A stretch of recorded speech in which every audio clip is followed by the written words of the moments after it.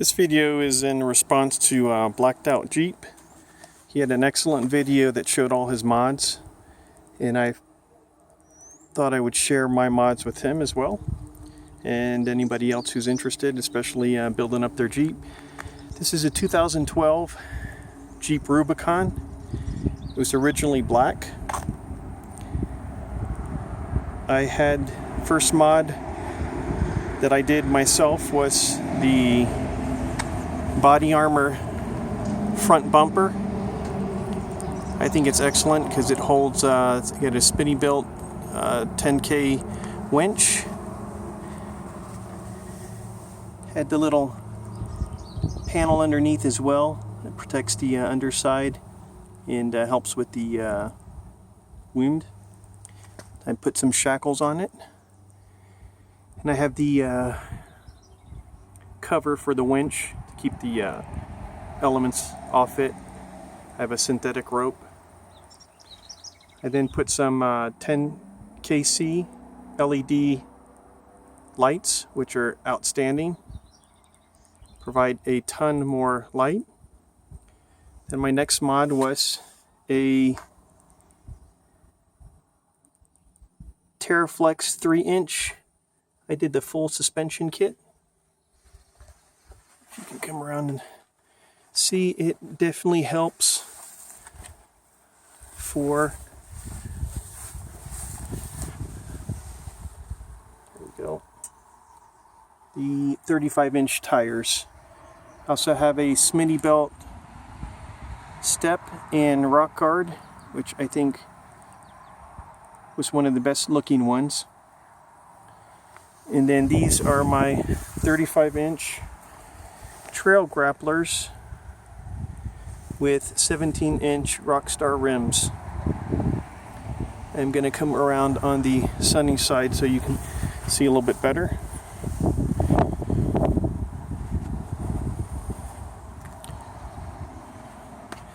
And those are Poison Spider fender flares that I thought were a huge upgrade over the existing plastic that you can also never keep black, that always turns like that gray plastic ugly looking color. And then these are aluminum Poison Spider fender flares. And if you're guessing, I did the Rhino liner like paint. We'll see if you can get a close-up of it. And why I say Rhino liner like, it's not actually the Rhino liner because it would have been much thicker from what the applicator said, and it's hard to get a consistent uniform covering. But I thought this was an outstanding color, different, and it does hold up much better than the original Jeep paint, which I think is very, very thin. I got it done by Dick's Customs in Sunrise, Florida, and they did an outstanding job, and probably one of the cleanest jobs I've seen as far as taking out all of the parts and ensuring I did not have overspray. They also installed the terraflex suspension for me, and as you can see, they even cut the liners so I didn't have to purchase wheel liners to keep all the mud out of my engine well. And then if you can see, I used a 3M bed liner, rubberized bed liner, and undercoating on all the underside of my Jeep, because now I am in Utah and they have salt everywhere. So this keeps it off quite well. I did the 20% blackout on this sunscreen, and on the front windshield I have just the lightest tint I could get, but yet metallic to keep out all the heat, especially in Florida. It was super hot on the inside.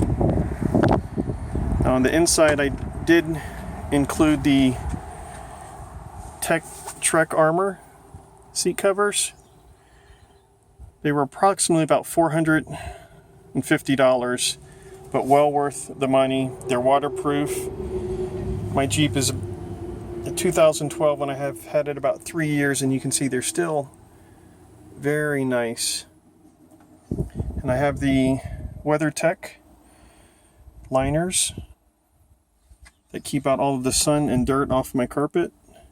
And I did do the little Jeep step side protector right here, where you can see where you always kick that little seal as you're getting in the car. I didn't do any other upgrades on the inside, although next one I'm going to get the Super Chip display, and it will go right here. Because with these 35-inch tires, they are super heavy and the truck does lag. Again, here's the rear. So Poison Spider fender flares. I did the Jeep fuel cover door like probably everybody does.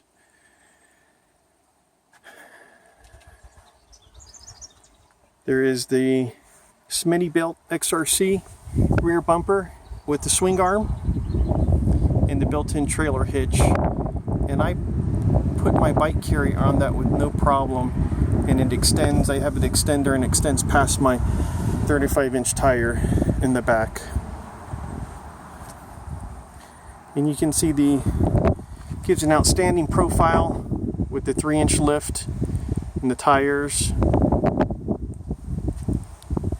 And my next mod is going to be a AFI high-tuck catback exhaust, which should give me hopefully a little bit more power as well. And it will replace the stock muffler that also you can see sticks out and increases the departure angle of the vehicle. And that should about cover it. I spent probably about $650, if I'm not mistaken, on the Poison Spider fender flares, which were worth it.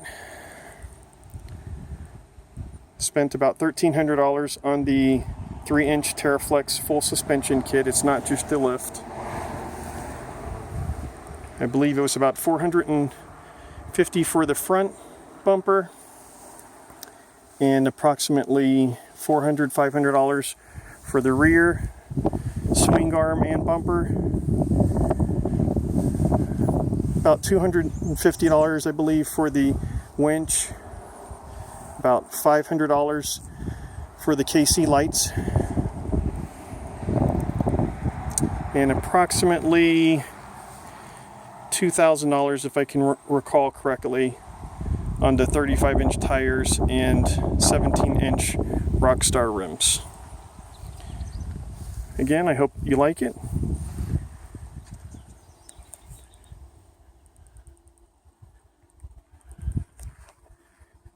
And that should about cover it for my 2012 Jeep Rubicon and all the mods I've done up to date.